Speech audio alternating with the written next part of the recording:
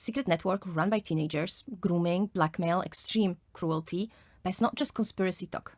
Leaders of 764 have just been arrested by the DOJ, accused of running a global child exploitation enterprise. Who are they? How do they operate? And could this be just the tip of the iceberg?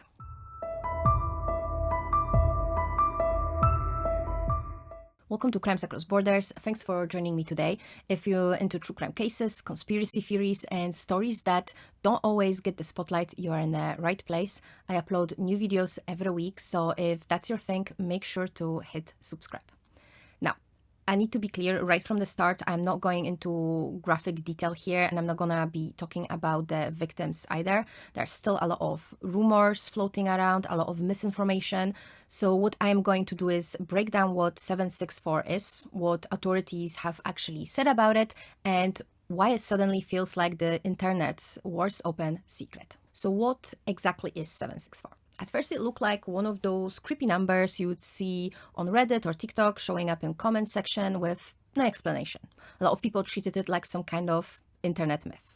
But it turns out 764 is very real. According to the US Department of Justice, this is the name of a global child exploitation enterprise. In April 2025, federal prosecutors announced they had arrested leaders of 764, charging them with operating an international network that targeted and abused minors online. What makes this different from random online predators is the way the group was organized. The FBI had actually classified 764 as the Tier 1 terrorist network, the same national security category used for groups like ISIS or Al-Qaeda. Members use encrypted platforms like Discord or Telegram, running servers that were invite-only and heavily controlled. According to investigators, they built a hierarchy where members climbed the ranks by carrying out more extreme acts. Things like blackmail, extortion, swatting, doxing. Some victims were coerced into self-harm, even carving symbols into their skin as a form of branding. Here's something that truly shocked me. Many of the people leading 764 weren't even adults at all. They were teenagers. This was a network where kids were both victims and perpetrators, blurring the line between who was being exploited and who was doing the exploiting. Actually, even the name 764 comes with a strange origin story. According to some reporting, the number ties back to the zip code of Stephenville, Texas, the hometown of a teenager named Bradley Cadenhead, who is believed to have started the group in 2021. And 764 didn't exist in isolation. Authorities and researchers say it's a part of a much larger extremist web, often referred to as the community. This includes groups like the Maniac Murder Cult out of Russia, and splinters with names like Inferno, Harm Nation, League Society, 676, and XVN. Each one shares the same nihilistic worldview, a mix of Satanism, misanthropy, and the belief that human life has no value. Some even branch into violent subgroups like No Lives Matter, which basically glorifies real-world attacks as propaganda. So if you ever scrolled past 764 and wondered if it was just a meme, it's not. The US government has officially classified it as a terrorist organization, and by the time of the arrests in 2025, the FBI said it already had hundreds of active investigations tied to the group across multiple countries. And that leaves the biggest question. If this is just the part we know about, how much of 764 is still out there? So how does something like 76 actually work? How do you go from teenagers chatting online to a coordinated network that FBI now calls terrorist level organized? It starts small. And it starts where most parents would probably never look. Public Discord servers, Telegram channels, game chats like Roblox, even Reddit threads that look completely harmless on the surface. Many of those groups begin as vent spaces, dark humor communities, places for people to share their frustrations or mental health struggles. But that is just the hook. Once someone joins, they are approached privately by another user, usually older, more confident, claiming to understand them better than anyone else. And that's how the manipulation begins. Members are offered small tasks called missions. It could be something as simple as sharing a meme or posting a message, but once you say yes, the next task always pushes a lot further until you're doing things you never imagined agreeing to. And honestly, that's the most disturbing part. It's not that they used hacking or force, it's that they used psychology. They built loyalty, fear, and belonging all at once. And of course, when someone hesitated or tried to leave, the group would turn on them. Public humiliation, threats, doxing. They had photos of them, videos. Some people were threatened. If you leave, we will tell everyone what you did. And that fear loop kept people trapped, even when they desperately wanted out. From what investigators have revealed, 764 operated like a digital cult. There were ranks, symbols, leaders, and rituals that gave members a sense of purpose, even superiority. The higher someone climbed, the more control they had over others. And many of these so-called leaders were still in high school. Their ideology was built around misanthropy, basically hatred of humanity. They talked about purging weakness or breaking illusions. But underneath that philosophy was pure manipulation. The real goal wasn't enlightenment, it was dominance. And that's something experts say we are seeing more and more often online.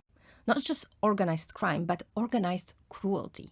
Communities where hurting others becomes a form of social currency. By the end of 2024, law enforcement had started tracking patterns, usernames popping up across different servers, identical code used for bots, even shared IP trails. And when the DOJ finally moved in during spring of 2025, it wasn't a single raid. It was an international operation involving agents all over the world. They've been following this digital footprint for months. And at first it was like trying to catch smoke. But eventually by April 25, authorities had enough to move. Several coordinated arrests took place in the US, the UK, Germany, and Australia. The alleged founder, Bradley Cadenhead, was among those charged with conspiracy, exploitation, and cyber terrorism offenses. There were also others who were accused of managing subgroups or running the technical side, the servers, the bots, the blackmail archives. And honestly, as I said before, this hits hard because most of them were still teenagers. Prosecutors called it a network built on fear and manipulation disguised as friendship. So yes, the arrests included multiple people under 21, all accused of running parts of the 764 network or its affiliated subgroups. And while authorities believe they've taken down the core leadership, they also warned that offshoots could still be active. Smaller servers, copycat groups, rebrands, which means that for parents and kids or anyone online, this story isn't just about one investigation. It's about understanding how easily manipulation spreads on the internet.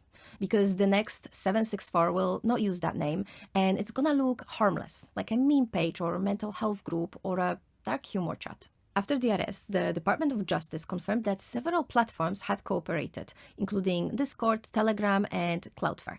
They were helping trace traffic and shut down related infrastructure. That collaboration, tech companies working directly with the investigators, is what made the difference this time. Because in most online exploitation cases, jurisdiction and privacy laws make it nearly impossible to act fast enough. That's why the FBI and Europol both shifted focus towards digital literacy and early warning programs, trying to reach parents and educators. Because when you think about it, at the core of this story isn't actually technology. It's vulnerability, isolation, identity struggles, and the search for belonging. Those are the gaps groups like 764 exploit. And that is something anyone can help prevent by paying attention, by asking questions, and by creating safe spaces where young people don't have to turn to anonymous strangers for validation. And that brings me to another point. It's easy to forget when we talk about something like 764 Network with all its coded messages, usernames, and hidden channels, is that behind every file, every chat log, there were real people, real victims. Some of them have been identified now, many have not. And even for investigators, it's often hard to know exactly how far this network reached, because material was traded, re-edited, reposted across multiple platforms over years. Each discovery seems to lead to another layer. And the victims range from very young children to teens who were groomed and coerced online over years. Some were filmed or photographed by people they knew, others were targeted by strangers pretending to be friends, mentors, or well, basically other kids. There are many survivors right now. Some have started speaking publicly, sharing what it was like to be trapped in something that began with a message, promise, or an online challenge.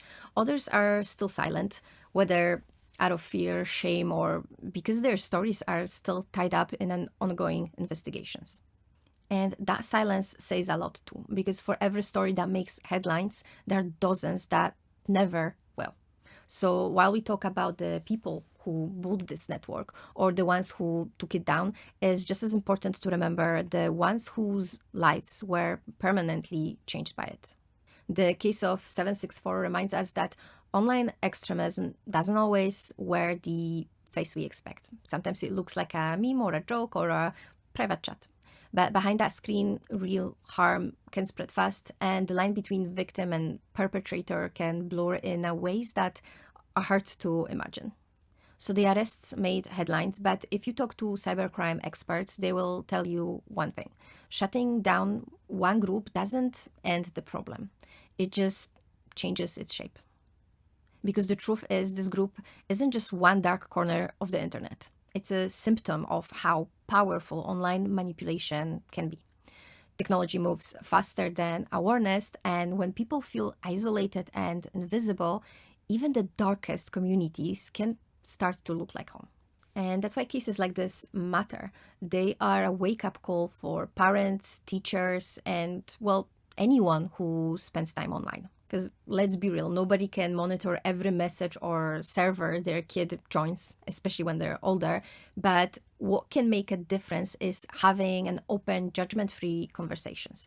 Ask what platforms they use, learn some lingo, and instead of jumping to punishment, listen first, because secrecy grows where there's fear. Even if you're not a parent, we all play a role in shaping how safe online spaces are. Whether that's calling out toxic behavior, reporting harassment, or just being more aware of how fast misinformation spreads. Because that's another part of 764 story, how rumors, dark jokes, and coded language help it hide in plain sight.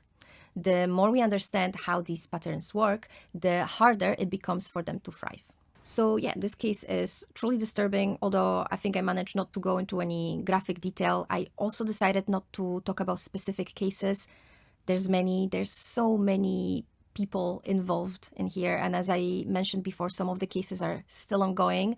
There's plenty of content on YouTube if you guys are interested. I just decided not to cover that, but still wanted to make this video as a reminder that awareness does make a difference.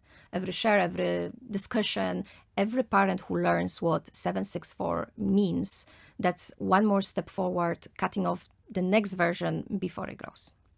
And if you found this video helpful, or if you would like me to cover another specific case, let me know in the comments. I read them all, and honestly, your input helps shape what I cover next. Thanks for watching Crimes Across Borders. Stay safe online, and I will see you in the next one. Bye.